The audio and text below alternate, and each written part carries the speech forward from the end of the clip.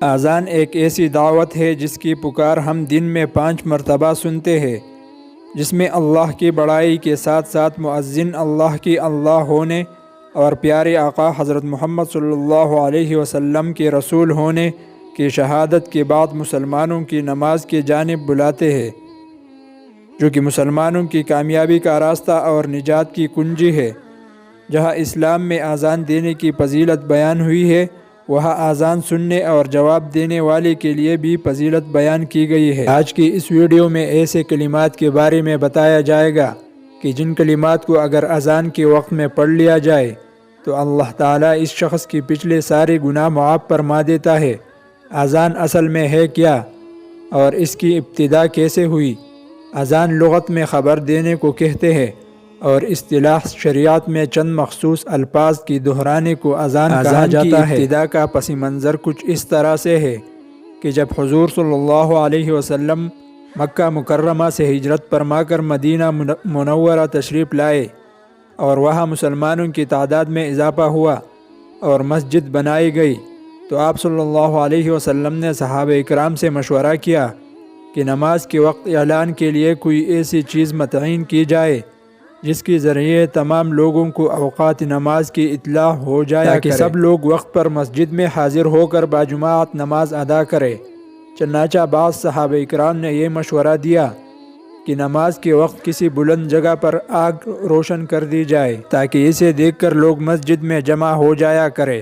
بعض نے کہا کہ نصارہ کی طرح ناقوس بنا لیا جائے، اور بعض نے کہا کہ یہود کی طرح سنگ بنا لیا جائے۔ چنانچہ صاحب الرائے صحابہ اکرام نے ان تجاویز کے سلسلے میں عرض کیا کہ آگ تو یہود اپنے عبادات کے وقت اعلان کے لیے روشن کرتے ہیں،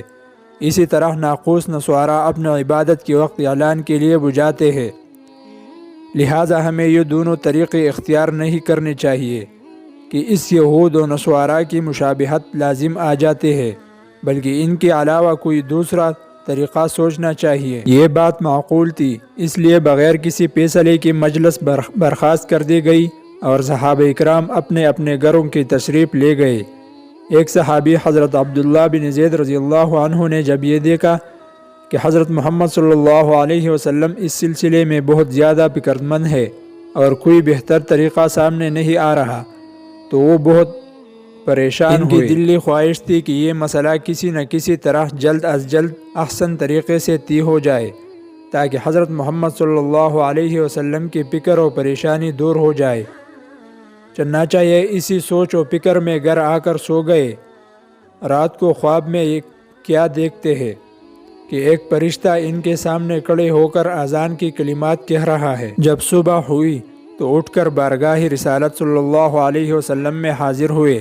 اور اپنا خواب بیان فرمایا۔ حضرت محمد صلی اللہ علیہ وسلم نے ارشاد فرمایا کہ بلا شبہ یہ خواب سچا ہے، اور فرمایا کہ بلال کو اپنے ہمراہ لے لو اور جو کلمات خواب میں تم کو تعلیم کی گئی ہے وہ بلال کو بتاتے رہو، اور وہ انہیں زور زور سے ادا کریں گے کیونکہ وہ تم سے بلند آواز ہے۔ جب حضرت بلال رضی اللہ عنہ نے اذان دینا شروع کی اور ان کی آواز شہر میں پہنچی تو حضرت عمر فاروق رضی اللہ عنہ دوڑتے ہوئے نبی پاک صلی اللہ علیہ وسلم کے پاس آئی اور عرض کیا، یا رسول اللہ صلی اللہ علیہ وسلم،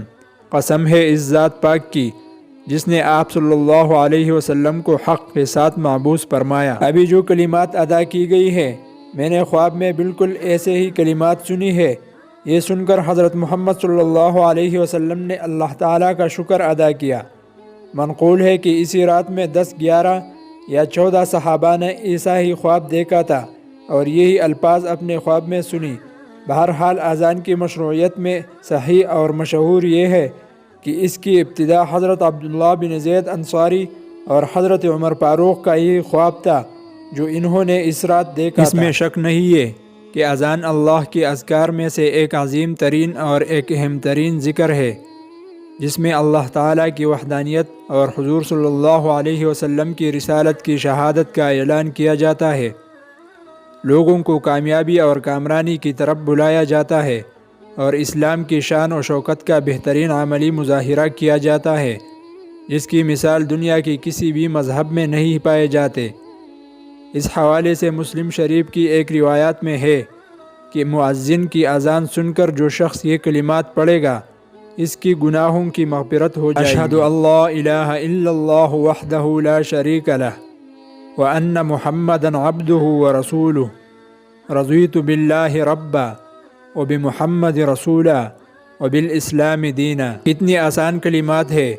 جن کو یاد کرنے اور اذان کے وقت پڑھنے میں کوئی خاص محنت اور وقت کی ضرورت نہیں، لیکن اس عمل کی وجہ سے اللہ تعالیٰ کی طرف سے گناہوں کی معافی کا وعدہ ہے۔ لیکن افسوس کہ ہم اللہ کی اس عطا سے محروم رہ جاتے ہیں،